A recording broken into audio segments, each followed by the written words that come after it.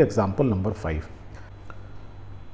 A square lead slab of 50 centimeter and thickness 10 centimeter is subject to a shearing force on its narrow face of itna Newton.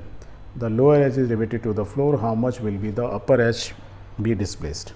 So question clear है, बहुत simple सा है. क्या बोल रहा है, एक स्क्वायर लेड स्लैब दी हुई है. So this is our slab, square है, बिल्कुल स्क्वायर शेप में. फ्रंट से देखोगे स्क्वायर में एक स्लैब है, मीन्स उसकी थिकनेस भी है.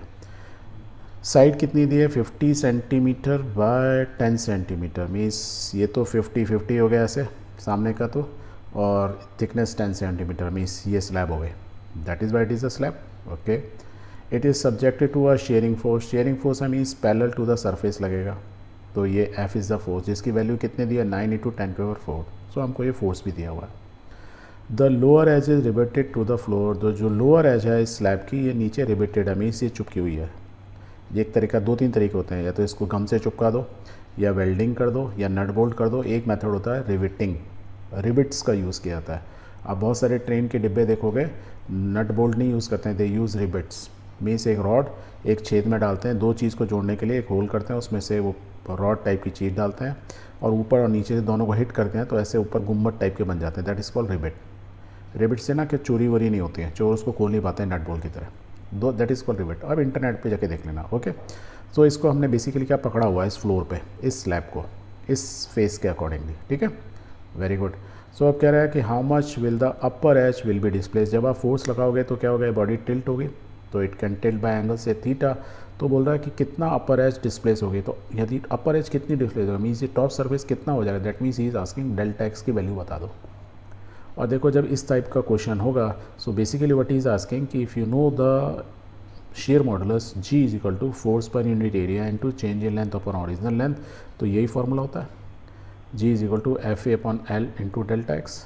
डेल्टा एक्स ही तो पूछ रहा है, तो where A is the area.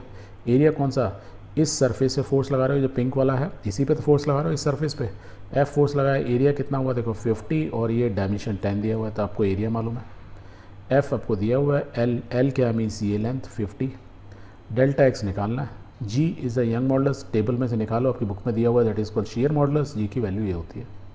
Now you know everything in this question, just write it down in the table, मतलब टेक्स्ट फॉर्म में लिख दो टू गेट द आंसर. तो will write the area of the face parallel to the force will be F50 × 10. तो will write area is equal to 50 centimetre × 10. That means इतना कभी भी centimetre में रखना है, स्टैंडर्ड यूनिट्स मीटर में use करना है, convert. And this much is the area, 0.05 metre square. A की वैल्यू आ गई, F दिया ही हुआ था. Very good. So therefore the stress applies force per unit area F/A. अलग अलग निकालना है तो अलग अलग निकालो. फोर्स दिया हुआ है, एरिया दिया हुआ है, डिवाइड कर दो, तो this much is the stress. पर स्ट्रेस तो उसने हमने पूछी नहीं, शेयर स्ट्रेस पूछी नहीं, उसने पूछा डेल्टा एक्स की वैल्यू. L क्या है 550. So we know that the shearing strain क्या है, डेल्टा एक्स/L, change in length upon original length, और इसकी वैल्यू क्या है, स्ट्रेस अपॉन G. इसी फॉर्मूले से तो आ रहा है, राइट. सो अब इसी चीज़ को ना घुमा घुमा के मैं ये थोड़ा कॉम्प्लेक्स फॉर्म में लिख दिया, उतना लिखने की जरूरत नहीं. You use the formula, then you can put all those values.